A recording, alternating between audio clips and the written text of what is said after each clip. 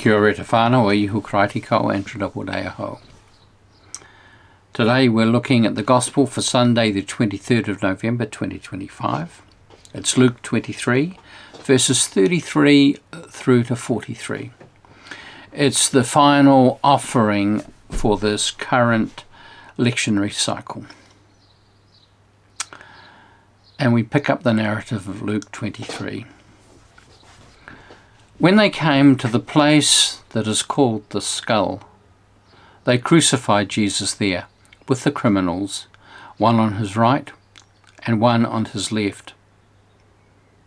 Then Jesus said, "Father, forgive them, for they do not know what they are doing." And they cast lots to divide his clothing. And the people stood by watching. But the leaders scoffed at him, saying, "He saved others. Let him save himself, if he is the Messiah of God, his chosen one." The soldiers also mocked him, coming up and offering him sour wine, and saying, "If you're the king of the Jews, save yourself." There was also an inscription over him, "This is the King of the Jews." One of the criminals who were hanged there kept deriding him and saying, "Are you not the Messiah? Save yourself and us." But the other rebuked him, saying, "Do you not fear God, since you are under the same sentence of condemnation? And we indeed have been condemned justly, for we are getting what we deserve for our deeds, but this man has done nothing wrong." Then he said, "Jesus, remember me when you come into your kingdom."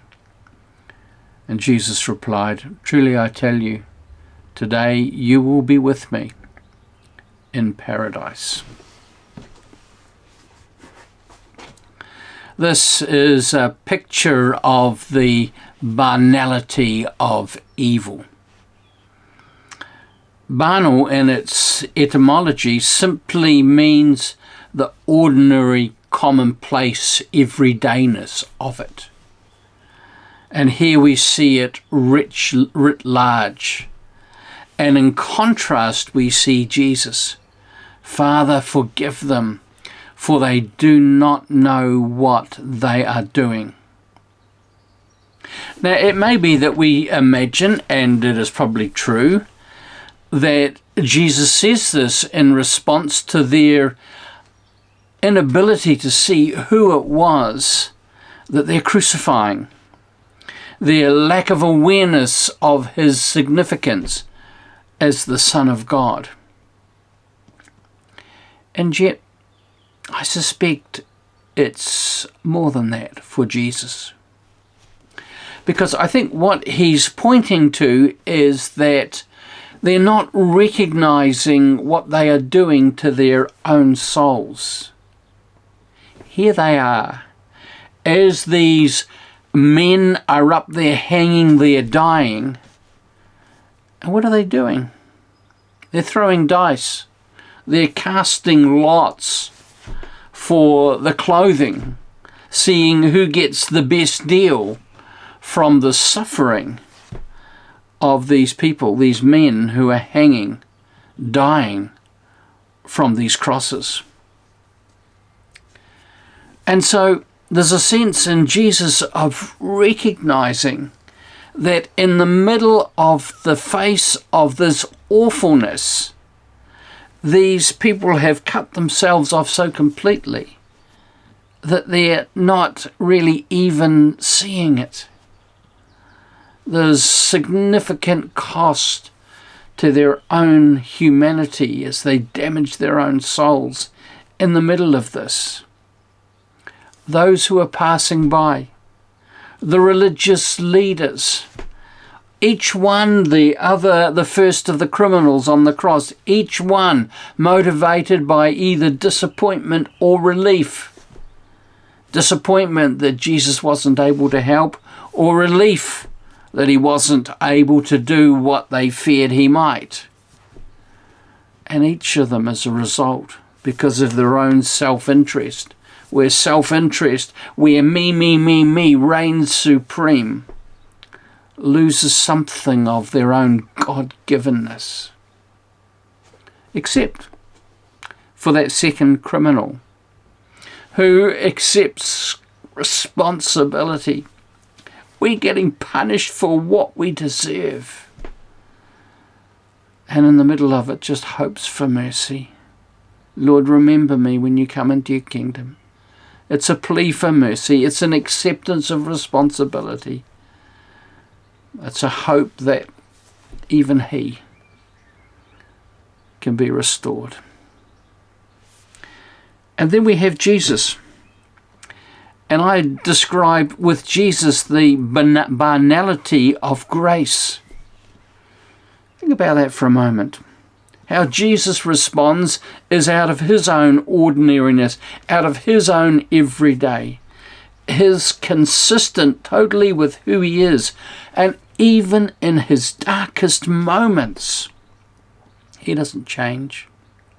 He's not full of self-pity or of rage or of a sense that life isn't fair. He grieves for his captors, for his accusers and his abusers. He yearns for their healing.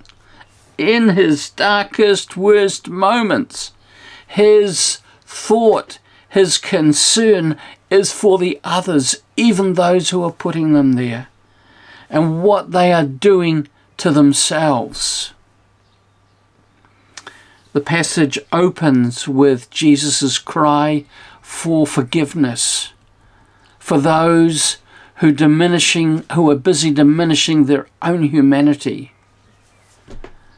And it ends with him promising grace to the penitent criminal. Today you'll be with me in the paradise. So where does this leave us? How often are we allowing our own humanity to be diminished? How often do we enjoy the discomfort of our adversaries? And you might be thinking, I have no adversaries.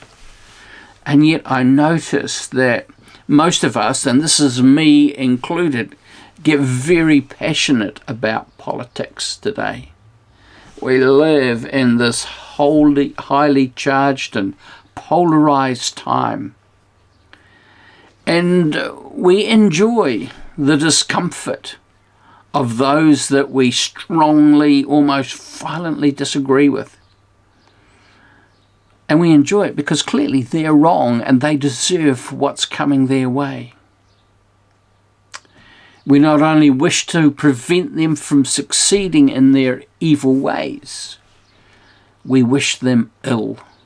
We want to see them suffer as they deserve. We're not really that different, are we? From the soldiers, from the passers-by, from the religious leaders, from the criminal hanging from the cross alongside Jesus.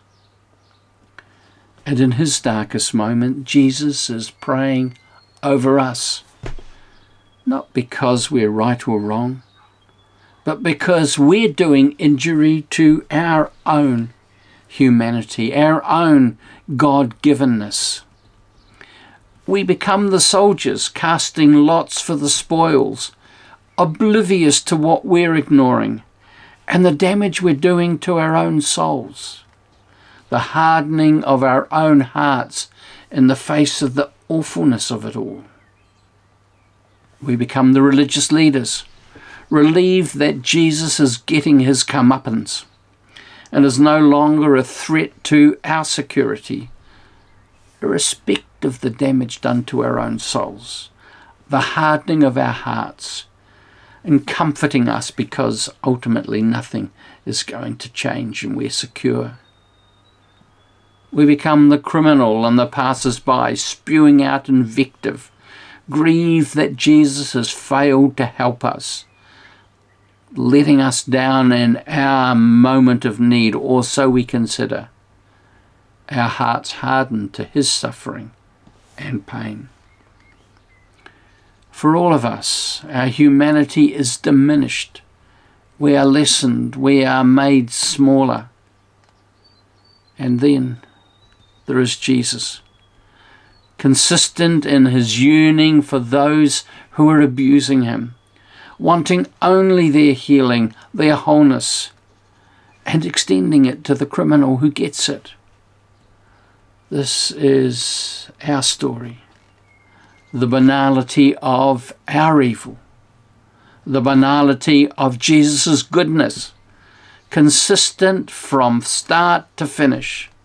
No matter how bad things get. No matter the depths of our depravity. His yearning is always for our restoration, our healing, our wholeness. This Jesus expresses the essential character of God. Not just that Jesus is like God, but that God is like Jesus. Jesus accurately depicts the true heart and character of God. Amen. God bless you.